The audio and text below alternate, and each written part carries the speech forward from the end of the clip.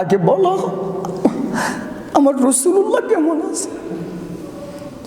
আমি রাসূলুল্লাহর অবস্থা জানার জন্য ঘন্টার পর ঘন্টা এখানে দাঁড়িয়ে আছি। আগে বলো আমার রাসূলুল্লাহ কেমন আছে, আমার রাসূলুল্লাহ কেমন আছে। উহুদের ময়দান, কিসের ময়দান? সবাই বলেন না কিসের ময়দান? উহুদের ময়দান। এক মহিলা সাহাবী, ওই মহিলা সাহাবী সিরাত ইবনে হিশামের মধ্যে এসেছে, রাস্তার মধ্যে দাঁড়িয়ে আছে। উহুদ যুদ্ধ শেষ, সাহাবায়ে কেরাম চলে আসতেছে, মহিলাটা রাস্তায় দাঁড়ানো। সাহাবায়ে কেরাম বলে, বোন দাঁড়িয়ে থেকে লাভ নাই, তোমার বড় ভাই যুদ্ধে গেছিল, স্বামী যুদ্ধে গেছিল, বাবা যুদ্ধে গেছিল, তিনজনই শহীদ হয়ে গেছে, তিনজনই শহীদ হয়ে গেছে। এবার আপনারা বলেন, একজন মহিলার সামনে বলা হচ্ছে, মহিলা তোমার বড় ভাই শহীদ হয়ে গেছে, তোমার স্বামী শহীদ হয়ে গেছে, তোমার বাবা শহীদ হয়ে গেছে। আচ্ছা, যেই তিনটা মানুষ শহীদ হয়েছে, কাছের নাকি দূরের? এর চাইতে আরো কাছের আছে না? বাবা, বড় ভাই, স্বামী, আর কোনো সম্বল আছে? যদি বাংলাদেশের মহিলা হইতো, বর্তমান সময়ের মহিলা হইতো, উপরে একটা লাফ দিত, নিচে পড়ে গিয়ে বেহুশ হয়ে যাইত। কিন্তু ওই মহিলা বলে, ভাইয়েরা আমার, আমি ঘন্টার পর ঘন্টা এখানে দাঁড়িয়ে আছি আমার বড় ভাইয়ের কথা শোনার জন্য না, আমার স্বামীর কথা শোনার জন্য না, আমার বাবার কথা শোনার জন্য না। আগে বলো আমার রাসূলুল্লাহ কেমন আছে। আগে বলো আমার রাসূলুল্লাহ কেমন আছে। আমি রাসূলুল্লাহর অবস্থা জানার জন্য ঘন্টার পর ঘন্টা এখানে দাঁড়িয়ে আছি। আগে বলো আমার রাসূলুল্লাহ কেমন আছে, আমার রাসূলুল্লাহ কেমন আছে। সাহাবায়ে কেরাম অন্তর কেঁপে উঠলো। কি বলে, এই মহিলা স্বামীর কথা শুনেও চোখের পানি ছাড়ে নাই, বাবার কথা শুনেও চোখের পানি ছাড়ে নাই, বড় ভাইয়ের কথা শুনেও চোখের পানি ছাড়ে নাই। এই মহিলাটা বড় ভাইয়ের আগে, স্বামীর কথা শোনার আগে, বাবার কথা শোনার আগে আমার রাসূলের কথা শুনতে চায়। বলল, তুমি যেমন চাও আল্লাহ পাক রাসূলকে ভালো রেখেছেন। বলে, যদি ভালো রাখে, আমি শুনছি রাসূলুল্লাহ শহীদ হয়েছে, বাড়িতে থাকতে পারি না, পাগলের মতো দাঁড়িয়ে আছে, এক নজর দেখার জন্য সুযোগ দাও, আমি রাসূলকে এক নজর দেখব, এক নজর দেখতে চাই। সাহাবায়ে কেরাম সুযোগ করে দিলেন।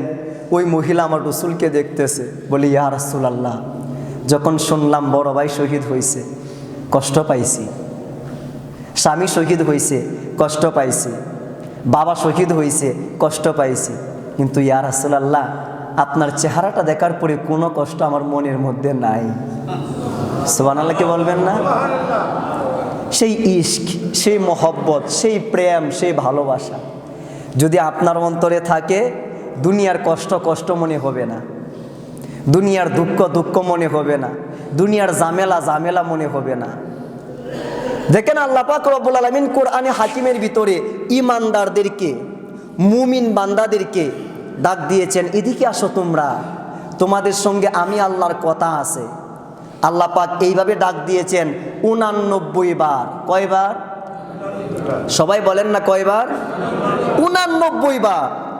89 বার আমার আল্লাহ ডাক দিয়েছেন, কিন্তু 89 বারের মধ্যে কমপক্ষে 15 বার আমার আল্লাহ ডাক দিয়ে বলেছেন, সাবধান, আমার নবীর সামনে তোমার কণ্ঠ উঁচু করবা না, সাবধান, আমার নবীকে তোমরা একজন আরেকজন যেমন করে আহ্বান করো, ডাক দাও, শব্দ ব্যবহার করো, সাবধান, আমার নবীর সঙ্গে এমন শব্দ ব্যবহার করবা না, সাবধান, আমার রাসূলুল্লাহকে পিছন দিক থেকে ডাকাডাকি করবা না, সাবধান, আমার রাসূলুল্লাহর নাম ধরে ডাকবা না। সুবহানাল্লাহ বলে।